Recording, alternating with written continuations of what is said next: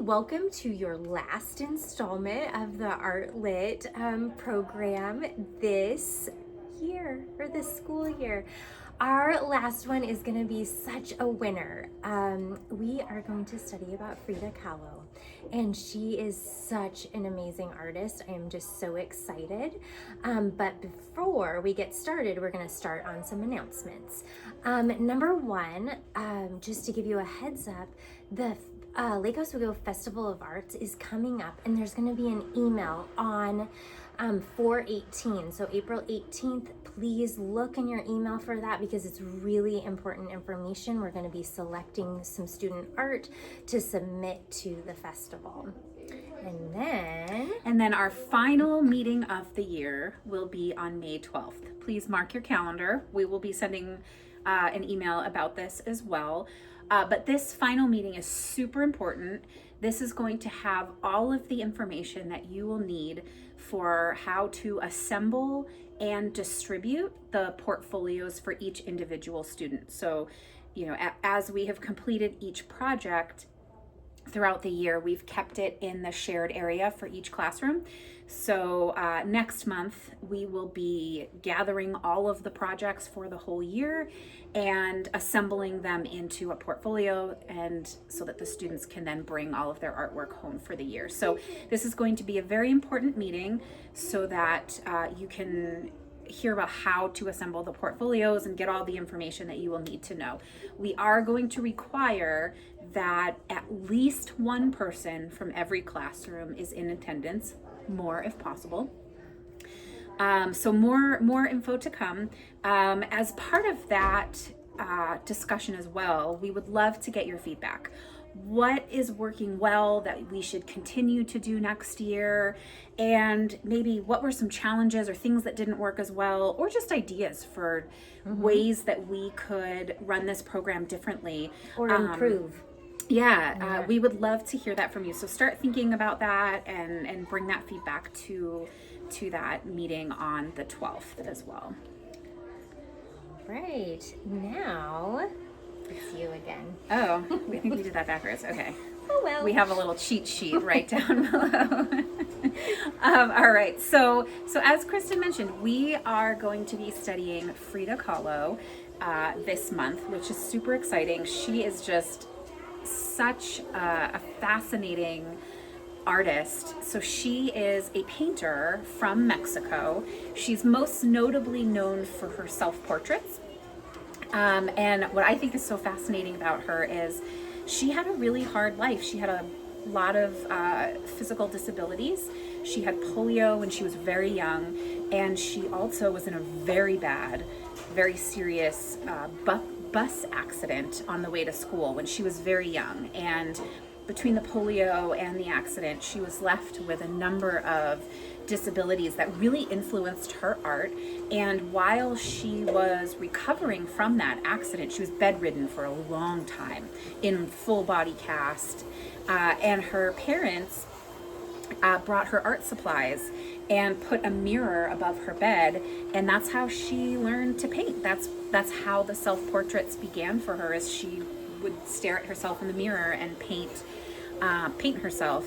So anyway, she's fascinating, and there's a great video in the slide deck. Highly recommend that you take a few minutes and watch that prior to your classroom. It's only about 3 or 4 minutes, and then we get into the project. All right, so for the project, you are gonna need as much time as possible for this project, because it's actually like really four art steps that need to happen. One is drawing a self-portrait with pencil, then outlining that with Sharpie, and then coloring it with these really cool water-soluble oil pastels. So they're really very cool. You should come in and just mark on a piece of paper ahead of time so you can see how they feel and the texture of them. And then after that, because they are water soluble, you're gonna actually paint the water. So it's kind of like a color by number almost, where you get to shade in what you've actually colored. Again, watch the video on how and all of those steps. in the project and presentation slides. But some things that we kind of learned from our last night's demo night with other parents is we learned a couple things. So here's my beautiful one that I did last night, and what I want to do is show, yeah, I know. Okay. I don't quite want to show you because I'm not the greatest artist, but I did something like super simple just because it doesn't need to be super complicated for the kids. But something that we learned last night is we really think that you should do step one should be you doing a step-by-step instruction. So on the whiteboard in the classroom, grab one of their expo markers and do a step-by-step with the kids, because over the whole year we've found there's lots of kids that this is either easy for them or it's super complicated for them. And so we thought that the step-by-step might be a little easier. On the cart in the packet, they have this little thing to help guide you, meaning, first draw your kind of oval, and then the T shape in the middle, that's kind of where you put your eyes. But I would really break that down, especially for the younger kids. And so have them draw a pencil line, super simple, right in the middle of their art. Do that explicit instruction for them. That means like direct instruction on how to do this, because there's going to be so many kids that are just going to get stuck on that. If you do this, I kind of timed it out for myself, and it'll only take about 4 to 5 minutes at the most. If you're like, okay, everybody draw an oval, everybody draw eyes, everybody draw a nose, everybody draw a mouth, everybody draw eyebrows, now add some hair to yours. Okay. Something else that we learned last night was the second step is after you've drawn it in pencil, you're going to trace your pencil lines in Sharpie. And what we learned last night is that after they draw their thing and after they trace it in Sharpie, collect those Sharpies from them and put them away, because they're not going to need them, and it actually makes it worse when they go to do the oil pastels. You don't want them to mix with each other. So just pick up the Sharpies. And then the third thing that we learned was if you have a paintbrush, it can pick up a lot of water. And when you go to paint on this paper, it doesn't work very well with a lot of water. So a little water is just what you need. And one of the parents suggested using Q-tips or cotton swabs. And I want to show you what I did on mine. On this side was where I just did the water-soluble oil pastels. I just drew them in and drew some extra colors in there. Over here on this side, I was able to use the Q-tip, and I just dipped a little water in and then rubbed that all over, and you can see how well that side blended. And then down here on her shirt is where I used the oil pastels, but then tried to blend them with my paintbrush. And so you can see that it doesn't do as well of a job of blending as the cotton swab. So we've placed those on the cart. Also speaking of, I guess I'll just move on to the supplies, cart tour, because those are kind of all the tips and tricks that we kind of figured out. But remember, it's going to take a long time to do all 4 of those steps. So give yourself a big chunk of time if you can, which is kind of sad because her life is so interesting and you want to teach more about that. But you could always talk while they're painting and drawing. Okay, so to our carts. All right, we have our normal carts here. So we have 2 side by side here. Again, on your cart, always listed is what to restock or what should be on the cart. We have cotton swabs on there. We have the Sharpies. We have a pitcher. Go ahead and make sure this is kind of, half full-ish before you start and before you leave. So restocking that just so it's ready for the next one. You want it filled with water after they're done?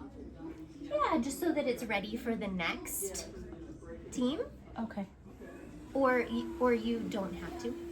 Jordan is looking at me like maybe not. Well, we didn't rehearse this part.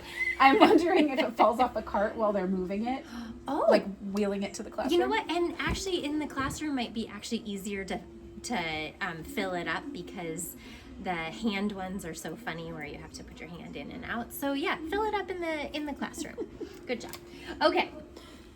We've also put a whole bunch of self-portrait mirrors on the cart. They're in a box down here or in a box over here.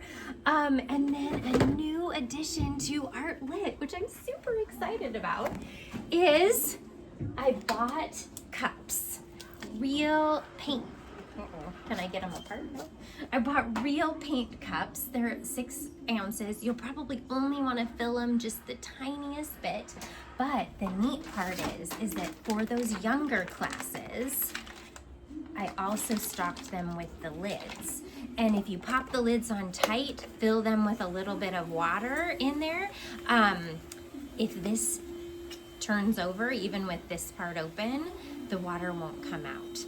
So as long as you don't fill them more than half full. So it's going to be a nice addition to our art closet. And then the other thing is inside of our normal accordion file, we have these. So these can be laid out to help the kids. We also have all of these beautiful gold frames. And on the gold frame is an area to put their name right down at the bottom. Okay, as well as the notes that you'll need. Please make sure to get this back inside of here for the next group. And last but not least are paintbrushes, and then there's little berry baskets with the water-soluble oil pastels. There's one of every color in here, and so please just make sure that that we get back the 12 colors in here, okay? So that the next group can have the same amount. All right. And one last thing that's probably worth mentioning is for this unit, it's the same project and same presentation for all grades. So both carts are stocked identical. You don't have to worry if one is for younger kids or anything like that. Yeah, and just go out there and have some fun too. We are so excited to see you around the building, and we'll definitely see you on May 12th for that end of year appointment. Bye. Bye.